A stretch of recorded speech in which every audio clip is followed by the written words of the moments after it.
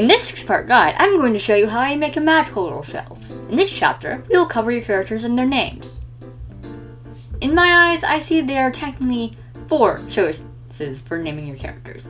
You could split it in half, but it depends on how you look at it. The 4 options are: number 1, common names in English-speaking countries. You could also lump in other European countries' common names too, but whatever.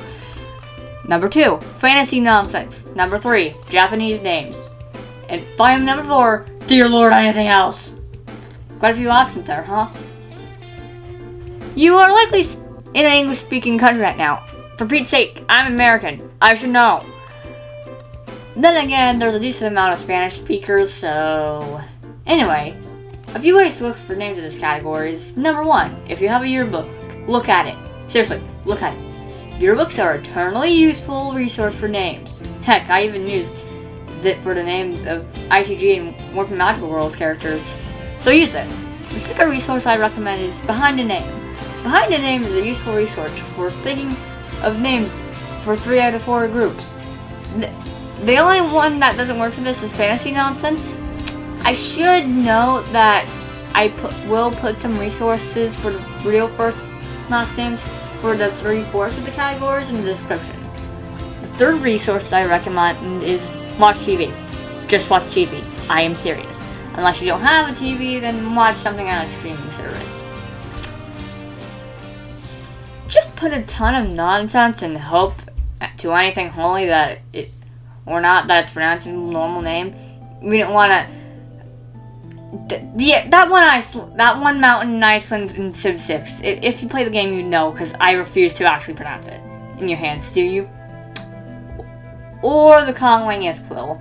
But at least in Esquil's case, it's meant to be unpronounceable by a human, so... Now, I should mention that this section, the common names in English-speaking countries in the final section will sound the same, but different. Minus the yearbook part. So replace the US part with Behind a Name with Japan, and put more episodes on the streaming services. Because I can only think of like 2 channels in America that air anime normally, and that is CXD and Cartoon Network. Heck, even watch Tokusatsu. That's at the same quality for names as anime. I don't know how I should deal with this section. First off, your yearbook can work for this section, sort of. Behind a Name is still your friend, since you have 212 sections minus multiple alls in there, and like the letters and the I think I counted the genders and stuff. But this is only talking about usage and the other categories too. We also had the alphabetical part and the gendered part. Male, female, and gender-neutral names, ending up at 241 categories, which is huge to choose from. In fact, those characters I made in the last chapter now have names. The first Magical Girl is named Adela Bryce, and Adela's companions are called Nekoi and Kazuyuki. The other team's members are named Vanahe Leifson, Sujitha Ri, Nimusa Draro, and Elisa Verstrand. I think I pronounced Elisa's last name right. I don't know, it's Icelandic. I got it from a Crusader Kings 3 video, okay? I'm serious. Their fairies are called Ishibrandi, Kanemaru.